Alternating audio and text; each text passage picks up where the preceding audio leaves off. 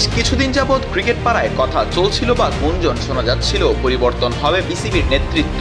তবে ঠিক কি হবে বিসিবিতে তা বোঝা যাচ্ছিল না কোনোভাবেই।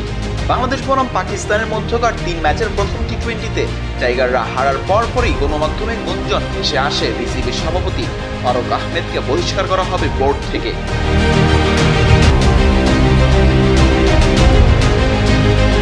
এ বিষয়ে গণমাধ্যমের সঙ্গে কথা বলেছেন ফারুক আহমেদ। গণমাধ্যমের যে গুঞ্জনটি শোনা যাচ্ছিল তা সত্য বটে।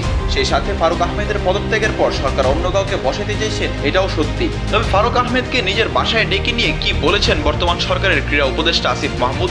ফারুক আহমেদ বলেছেন সবকিছুই। তিনি বলেন, উপদেষ্টা সরাসরি আমাকে বলেননি পদত্যাগের কথা, শুধু বলেছেন আমাকে তারা কন্টিনিউ করাতে চান না।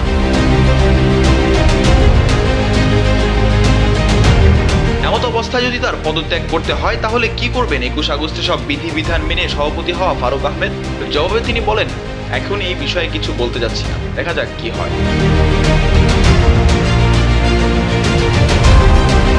ক্রীড়া উপদেষ্টা আর ফারুকের এমন মুখোমুখি অবস্থানে দাঁড়িয়ে যাওয়ার বিষয়টি বাংলাদেশ ক্রিকেটের জন্য বিপদই ডেকে আনতে পারে। কারণ ক্রিকেট প্রশাসনের সরকারি হস্তক্ষেপের বিরুদ্ধে বরাবরই সোচ্চার বিশ্ব ক্রিকেটের নিয়ন্ত্রণ সংস্থা আইসিসি। এক্ষেত্রে জিরো টলারেন্স নীতি তাদের।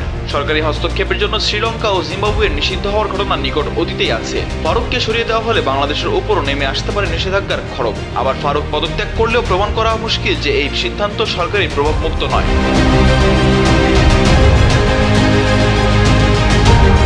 মিজানুর রশিদ, কালের কণ্ঠ।